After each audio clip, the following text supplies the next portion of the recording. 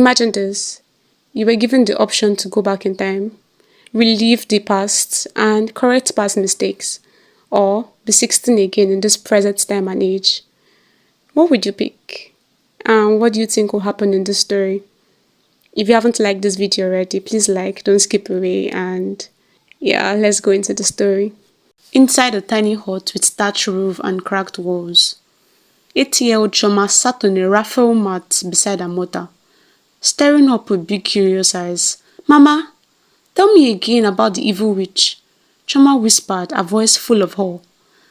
Mama Choma sighed as she turned the smoldering logs with a stick, sending sparks dancing into the air. "Choma, how many times do you want to hear that nonsense? That woman is old enough to be the grandmother of a yam ban." Choma giggled. "But they say she never grows old. Papa says she has skin like papaya and eyes like fire." Mama Choma looked around to ensure no one was listening, then whispered dramatically, "They say she flies at night with her head detached from her body, drinking the bloods of goats and whispering with owls." Choma clutched her chest, eyes wide. "Gossiping with owls? Mama, stop lying." Mama Choma burst into laughter. "Okay, maybe the owl's part was my own addition, but her name is Nina, and she has lived in that forest for over 200 years. Some say she was once a great healer who turned wicked when the villagers rejected her medicine." Choma's mouth dropped. "So they just chased her away?" "Yes, because she wore black and talked to frogs. You know, our people fear what they don't understand." Mama said, now serious. "Maybe she's just lonely." "I would talk to frogs if you and Papa weren't here," Choma said innocently. Then paused. "Mama, do you think she's pretty?" Mama Choma eyed her. "Choma, if you go near that forest, I will skin your nyash and serve it with palm oil. Do you hear me?" Choma nodded quickly. "Yes, ma." Then whispered under her breath, "I will just speak a little." Mama Choma smacked her with a soft hand-woven fan. "You want to be soup for the witch?" The both erupted into laughter. As the fire crackled, but deep down, Choma's curiosity about Inina only grew. Years passed like dry season winds. Choma, now 16, bloomed like hibiscus under morning sun. Her beauty became the talk of the village. But beauty does not feed the poor. One morning, she noticed her father pacing nervously. That evening, the truth was served like cold ogbono soup. "You are marrying Chief Obiora," Papa said without meeting her eyes. "Who?" Choma blinked, eyes stumbling. "Chief Obiora, he paid your bride price." "He's old enough to be my grandfather," Choma screamed. "He's wealthy, and I owe him more than I can repay. Please, my daughter," her father said, his voice cracking. Her mother sat quietly, tears streaming. Choma stood frozen, like a goat in front of an okada. That week, she became the fourth wife of Chief Obiora, a pot-bellied man with grey hairs that matched the goats in his compound. The chief's compound was large but cold. The other wives, Mama Dera, Ijoma, and Nkiru, treated Choma like a pet lizard that refused to die. "She thinks her face is too smooth to pound yam," Nkiru hissed one morning. "Make her sweep the whole compound. Young girls like her need to learn humility," Mama Dera spat, tossing a wrapper off her shoulder. "She can't even bear a child. What uses her fine face with an empty womb?" Ijoma added, eyeing Choma with disdain. Choma worked, cried, scrubbed and endured. When Chief Obiora died one harmattan morning, the house turned colder. The co-wives took over the compound, treating her like a relic from a bad market trip. Choma was hated because of how beautiful she was. Her skin glowed like fresh palm oil under the sun.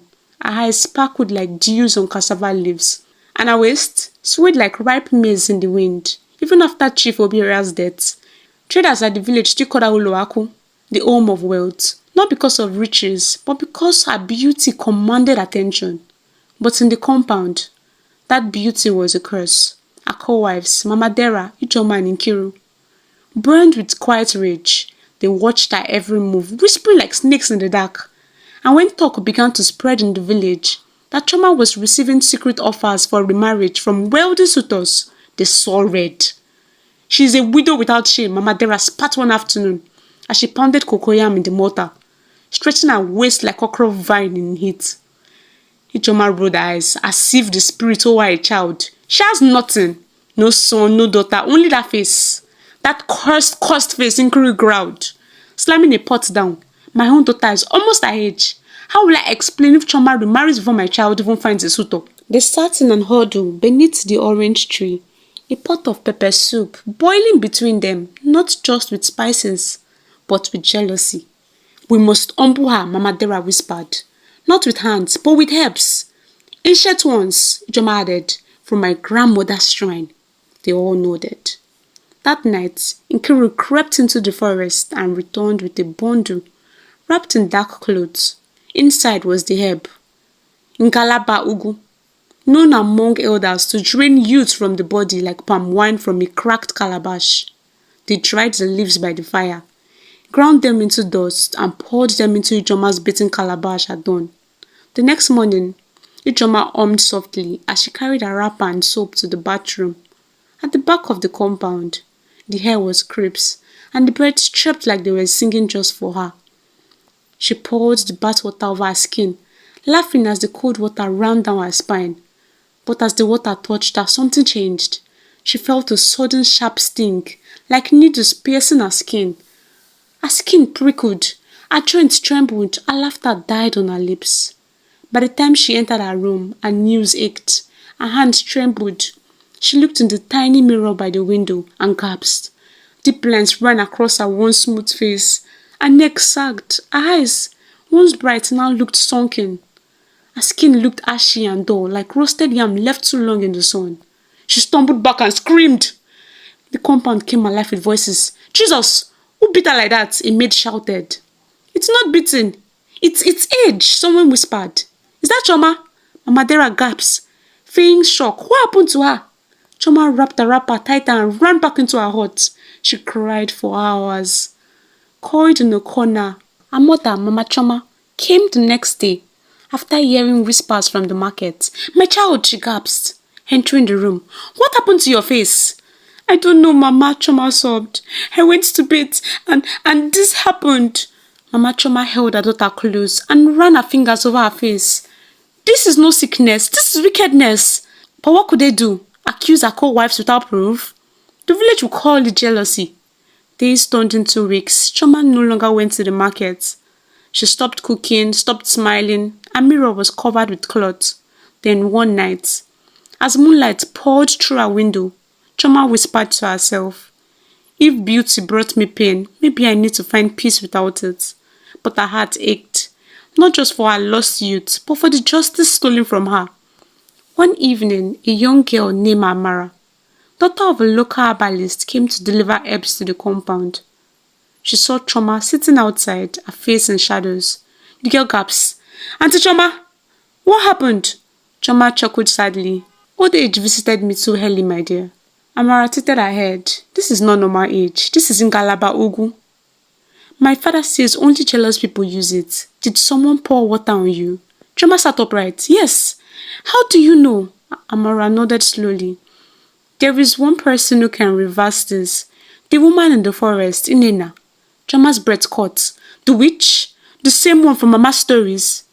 She helped my uncle once, Amara said. They call her a witch, but she only punishes the wicked. Choma looked down at her wrinkled hands. I have nothing to lose. That night, Choma packed a small calabash, tied her wrapper tight, and crept into the forest. The trees whispered secrets. The wind kissed her cheeks, and the moon watched like a silent mother. Hours passed, then deep in the heart of the forest, she saw her, Inena. Her skin shimmered like fresh river stones. Her hair, white as moonlight, her eyes glowing faintly in the dark. You came? Inena said before Choma could speak. I need help, Choma said, falling to her knees. I know your beauty was stolen. Choma wept. Please, I have nothing else. Inena knelt beside her, lifting her chin. But you still have your spirit. Your pain is loud, but I will give you a choice. Some wounds beg not for erasure, but for a second chance. The forest clearing smelled of rain and ancient prayers. Thunder murmured in the far corners of the sky, and mists clung to the trees like secrets not ready to be told. In the middle of the sacred grove, Inena stood barefoot on the damp heath. her grey hair braided with cowries and leaves of ugbo tree. Before her were two large stone-carved bowls, big enough to hold the body of a girl coiled like a question mark. One bowl was filled with glowing golden water that shimmered like the sun trapped in liquid. The other was filled with a silver pool, as still and reflective as a quiet mirror. Choma stepped forward slowly, the hem of her wrapper wet with dew. Her heart thundered harder than the skies. Nena's voice rang out, soft but sharp. Here are your choices, daughter of sorrow and strength. In the golden bowl, a bath to take you back. Not your body, but your mind. You will relive your life from the start, with all your memories intact. Perhaps you will make different choices. Perhaps they won't matter. In the silver bowl, a bath of youth. You return to the age where your life began to unravel. 16. But in this present time, now, a second chance. Not to rewrite the past, but to reclaim your future. Choma's lips parted, her eyes welled. She stared at the golden water, her mother's face flickered in her memory, blank, stoic, on the day she was given away like market yam to Chief Obiora. They wouldn't have listened, Choma whispered bitterly. My voice was small and female. No matter how many times I go back, I will still be sold in wrapper and beads to a man old enough to be my grandfather. She turned towards the silver bowl and stepped forward. I choose this one. I don't want to beg my past. I want to fight for my tomorrow. Inena gave one slow nod and motioned to the pool. Then bathe, child. Bathe. Step into your second life. Choma unwrapped her threadbare clothes and stepped bare and shaking into the silver bowl. The water was warm, but not earthly warm. It felt like memory and hope mixed together. As she lowered her body into the pool, a gasp escaped her lips. A low hum echoed through the forest. The water began to glow brighter, bubbles dancing around her skin. Her bones tingled. Her scars, the real ones and the unseen, stung, then vanished. She cried out as something within her shifted. The forest spun. Birds stopped singing. The wind held its breath, and then silence. When she awoke, she was in a stranger's room. Clay walls, wooden bed. She sat up, panting. Her hand slim, her stomach flat, her voice young. She ran to the mirror shard on the windowsill. I'm 16, she said, wonder and ache mingling in her voice. I'm 16 again. The door creaked open. An elderly woman peeked in. You are awake? Hey, yeah. They said you were found by the forest, by the riverside, unconscious and alone. What's your name, sweet one? Choma blinked. Chichi, she said. I don't remember much. The morning dew kissed the white flowers beside the narrow path leading to the stream. Choma balanced a large calabash on her head, her steps graceful and steady, her wrapper swaying with each stride. The stream ahead shimmered like a trail of liquid glass, its surface broken only by occasional ripples from fish darting underneath. She had been living with her new family, a kind childless couple named Papa Ikena and Mama Ije, who had found her by the riverbank that night, unconscious and alone. They had taken her in, clothed her and fed her, and in time called her their daughter. Chichi, the early bird catches clean water, oh, Mama Ije always teased. Choma smiled faintly, grateful for the peace she found. But she had not forgotten the past. Her former beauty had returned, restored by the silver pool of Inena's blessing. Yet the scars of betrayal had left her cautious, especially around men. That morning, as she stooped to fill her calabash, a rustle echoed. Good morning, beautiful one, a rich voice said. Startled, Choma turned to find a tall, broad-shouldered young man watching her. His skin gleamed like carved bronze under the sun, his eyes sharp but kind. He wore a princely robe of deep blue, embroidered with gold. A horse grazed lazily in the background. I'm sorry if I frightened you. I was just riding through when I saw you. Choma dipped her head. Good morning, my prince. His bro acted in surprise. You know who I am? Your face grazes many tales in these parts. Prince Obina, heir of Omodin. He smiled. And yet I don't know yours. She hesitated. I'm just Chichi, daughter of Papa Ikena and Mama Ije. Prince Obina chuckled, a name as modest as the stars, pretending not to shine. May I walk you home? No, thank you, my calabash is heavy, and I'm not used to princes on my part. She turned and began to walk away, but his gaze lingered long after she had vanished among the trees. In the days that followed, Prince Obina returned to the stream, sometimes with flowers, sometimes with a tail, but always with his heart laid bare. Are you avoiding me because I wear a crown? He asked once. No, she said, feeling a calabash. Because crowns often come with broken promises. He smiled. Then let me be the prince who proves the story is wrong. Still, Choma kept her distance. Until one evening. As she pounded yam beside Mama Ije, the other woman wiped sweat from her brow and sighed. That prince has been hovering around you like a bee to honey. Why do you keep sending him away? Choma bit her lip. I have lived with pain, Mama. Beauty drew me into sorrow. I fear love will do the same. Mama Ije paused, her face softening. Ha, my daughter. Even palm trees bend to the wind before they grow tall. Give him a chance, if not for love, then for closure. Choma nodded slowly. Maybe one walk wouldn't hurt. That walk changed everything. They strode through a sun-drenched path, flanked by tall grasses and whispering trees. Prince Obina told her stories of his youth, his dreams, and the pressures of the crown. She laughed for the first time in weeks, her heart cracking open like fresh cola. Unbeknownst to them, someone watched. Behind the mango tree, Dera, Mama Dera's daughter, and the village beauty in training, stood frozen, her mouth all open as she watched her prince, smiling at the strange maiden. She ran home, wrapper flapping like wings. Mama, Mama! The prince, he was with a girl at the stream. She's too beautiful. I hear her name is Chichi. Mama Dera's spoon paused mid-stare in her egusi. Chichi? Within the hour, Ijoma and Nkiru were summoned. She looks like a ghost, but her voice, her walk, it's Choma, Mama Dera whispered. Impossible, Ijoma gasped. She died. No, Nkiru said darkly. She returned, and that prince will make her a queen if we don't stop it. They met again under the orange tree. The same way we took our beauty, Mama Dera said. We shall do it again.